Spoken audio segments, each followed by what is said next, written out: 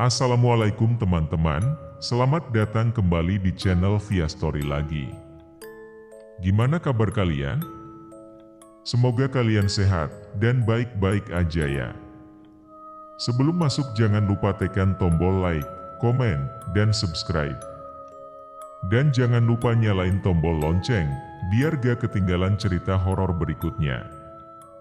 Bagi yang sudah aku ucapin banyak berterima kasih.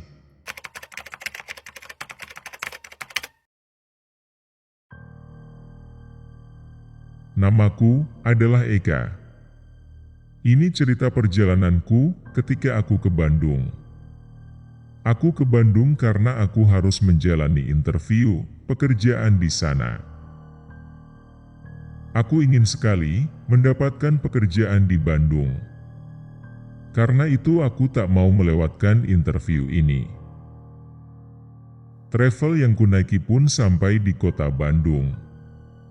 Kebetulan aku dijemput temanku yang bernama Bobby. Aku naik motor dibonceng Bobby dan menuju ke daerah Bandung Barat.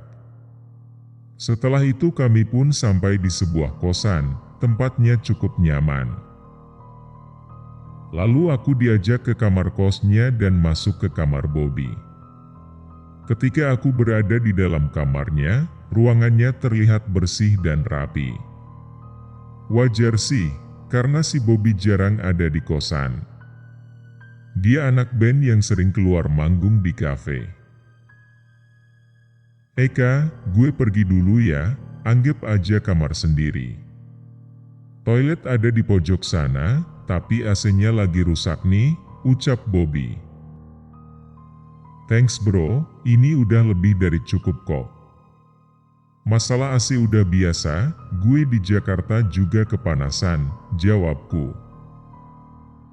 Ya udah gue mau manggung nih, gue tinggal dulu ya, ucap Bobby.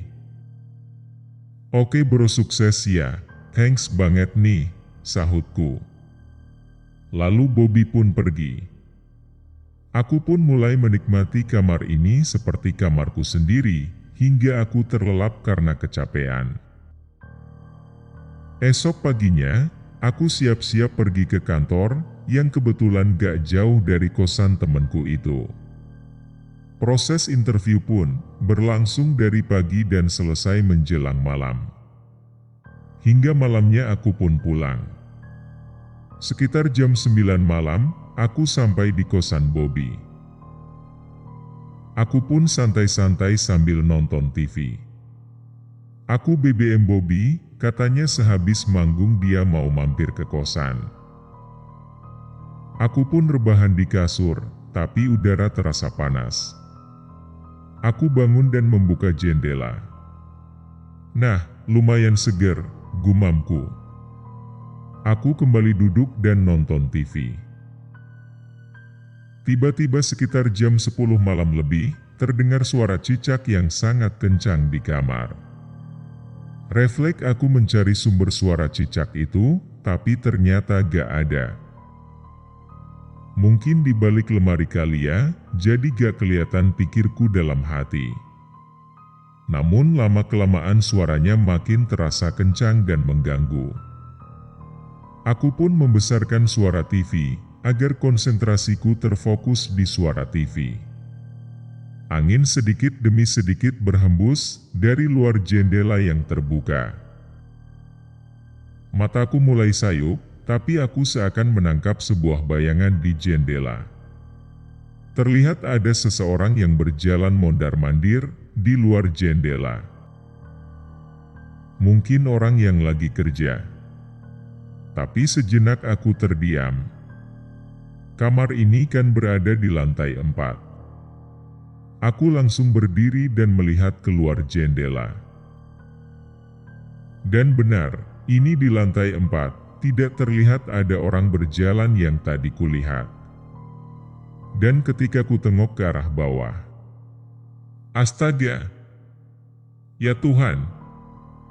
Ketika ku tengok ke arah bawah, aku melihat sosok seorang wanita yang sedang diam dengan posisi merangkak, berambut panjang berwarna putih. Dia kemudian merangkak di tembok dan perlahan mulai naik menuju jendela kamar Bobby. Buru-buru aku menutup jendela, lalu kembali ke tempat tidur dan menutupi tubuhku dengan selimut. Sejenak suasana menjadi hening.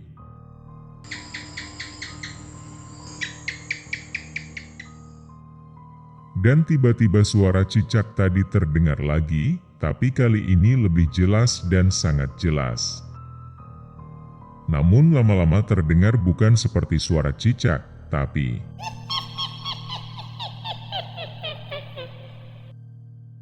astaga! Tiba-tiba ada yang menarik selimutku. Aku pun menahannya, tapi tarikannya semakin kuat. Perlahan aku membuka selimutku dan kenapa tak tidur lagi, ha?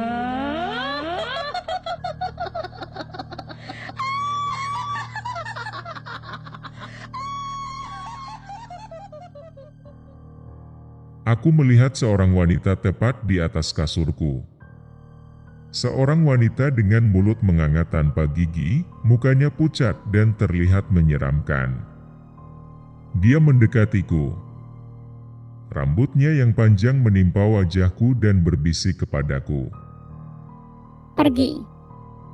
Tanpa sempat menjawab, badanku menjadi lemas dan aku tak sadarkan diri. Aku tersadar ketika Bobby datang dan membangunkanku. Aku masih syok dengan kejadian tadi. Setelah sedikit tenang, akhirnya aku menceritakan kejadian yang tadi aku alami ke Bobby. Besoknya, si Bobby pun cerita dan menanyakan hal tersebut kepada penjaga kosan. Dan menurut penjaga kosan, katanya dulu memang ada orang yang bunuh diri, yakni seorang wanita yang melompat dari lantai 4. Dan wanita itu dulu menempati kamar Bobby. Wanita itu jatuh kepalanya dulu hingga bagian atas tubuhnya hancur berantakan. Wanita itu bunuh diri karena stres. Akhirnya si Bobby pun pindah dari kosan itu dan aku pun lebih milih menginap di hotel daripada harus menginap dengan hantu.